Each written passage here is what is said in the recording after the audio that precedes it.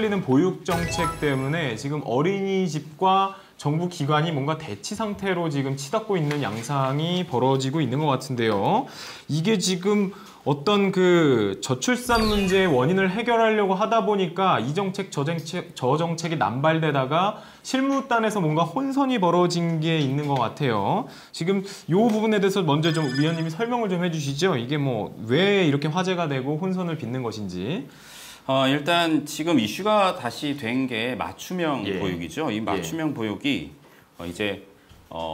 이제 양 부모가 다 일하는 그 집이랑 이제 전업주부인 집이랑 이제 어떤 차등을 줘야 되지 않나라는 의견이 나와서 그리고 맞벌이 집에는 그 아이들을 하루 동안 12시간 맡겨도 되는데 이 전업주부는 집에서 쉬니까 이제 절반만 6시간만 맡겨도 되지 않을까.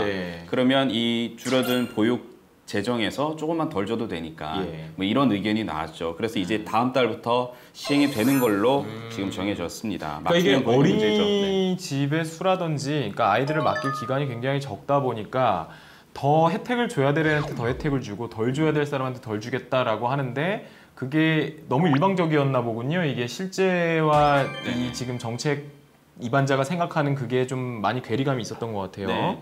일단 이 정책 자체가 학부모들한테도 환영을 못 받고 있는 상황이고요. 더군다나 이 어린이집 같은 경우에는 이제 존폐, 거의 목숨을 걸고 반대하는 입장이에요.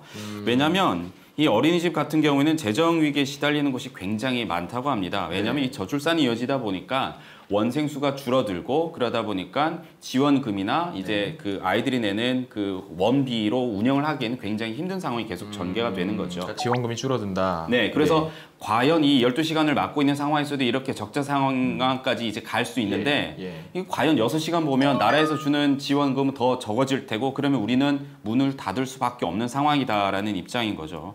실질적으로 이 보건복지부 자료에 따르면요.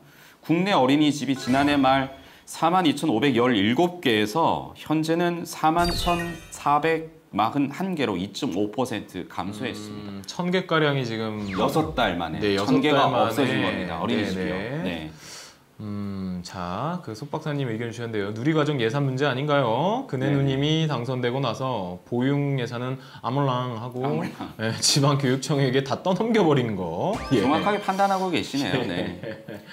지방에서도 재정 문제 때문에 혼자서 짊어지기는 버겁죠. 그러니까 나라에서 이제 내려오는 교부금을 바라보고 있어야 되는데 교부금을 줄여버리고 안 주겠다라고 버티고 있으니까 지방에서도 어떻게 할 수가 없는 상황인 거죠. 이거 참 문제네요. 이게 그래서 지금... 이제 지방 재정 교부금을 좀 늘리자. 그렇죠. 뭐 그런 것도 지금 국회에 이제 자치단체장들은 그런 의견들을 많이 내고 있는데 이 보육 쪽으로는 예산이 계속 줄고 있는 상황이라서 한때는 조금 늘었던 적도 있긴 하지만 지금... 그런 생각이 들어요. 예전에 0세부터 4세까지인가 무조건 그 자녀 1인당 20만 원씩인가 지원해주는 무슨 정책이 있었어요. 한시적으로. 근데 이게 저는 정책이 나올 때마다 물론 안 하는 것보다 나은 건 맞아요. 근데 문제 해결을 할 수가 없다면 이렇게 계속 예산을 흐지부지 쓰는 게 맞느냐라는 거에 대해서 한번 생각해 볼 필요가 있다는 거죠. 그러니까 돈을 다 나눠 가져서 뭐 그렇죠. 10,000원이라도 그냥 공짜로 준다 그러면 뭐 공짜는 아니지만 어쨌든 세금으로 해서 준다 그러면 10,000원이라도 받는 게 나은 건 맞아요. 그렇죠. 근데 그걸로 아무것도 해결이 안 돼요.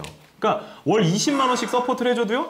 아무것도 해결이 안 돼요. 왜냐하면은 애들 분유값이 없기 때문에 그 분유값을 줘야 된다는 기준으로 보면 20만 원 해결되는 건 맞지만요.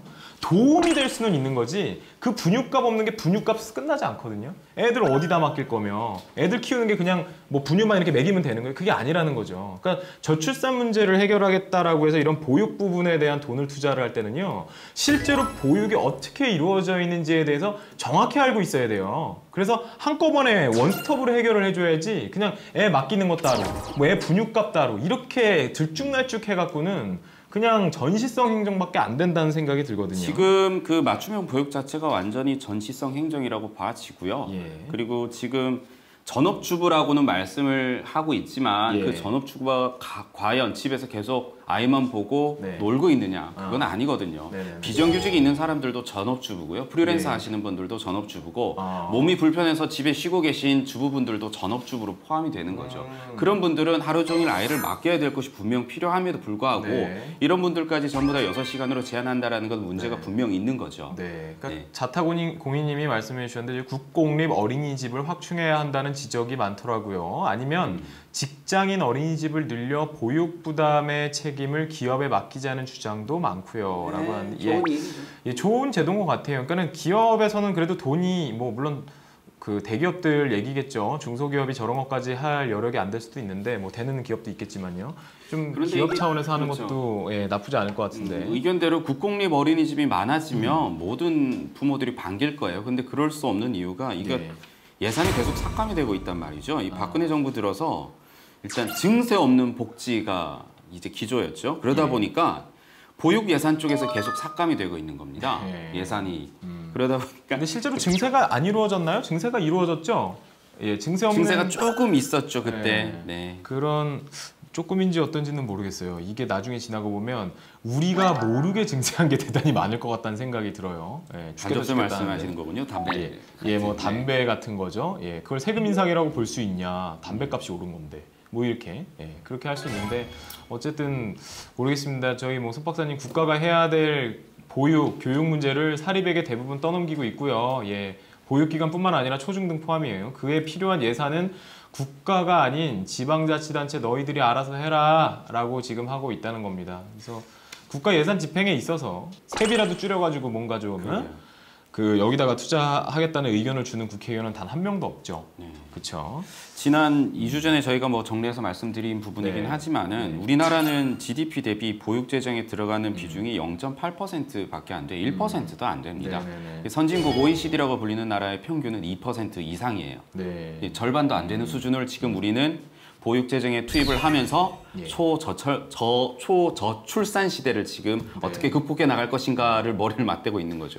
정말 우스운 일입니다. 제가 베이비 부모 세대거든요. 저희 때는 뭐 친구들 보면 형제들이 5형제, 7형제, 10형제 이렇게 되는데 그렇다고 그 당시 경제가 좋아서 애를 많이 낳은 건 아니란 말이죠. 그러면 국가가 경제적인 재원을 도와준다고 해서 저출산 문제가 저는 해결된다고 볼 수는 아니라고 봐요. 좀 도움은 되겠죠. 그래서 개인적인 생각인데 결혼과 출산 문제는 정부 차원에서 또는 사회 어떤 기관에서 행복 가정 운동을 펼쳐야 된다.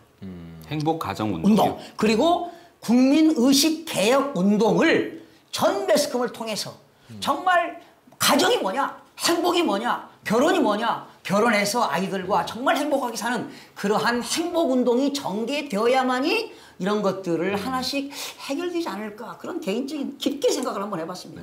대세는 거스르기 어려운 게 아닌가 싶은 생각이 드는 게 참 무섭죠. 왜냐하면 우리는 국민연금을 못 받을 테니까, 우리 밑에 세대들은 절대 우리를 부양할 만한 능력이 절대 되지 못할 테니까 결국은 우리는 우리대로 힘들고 뭐 밑에는 밑에대로 힘들, 그렇게 해서 끝나버릴 상황이 좀 안타깝긴 한데, 그 와중에도 어느 좀 탁월한 선지자 같은 분이 나타나가지고 이 침몰하는 배를 좀 일으켜 세웠으면 하는 그런 막연한 바람을 해봅니다. 네, 지금까지 금주의 썬데이로가 선정한 시사 돌직구 탑3였습니다.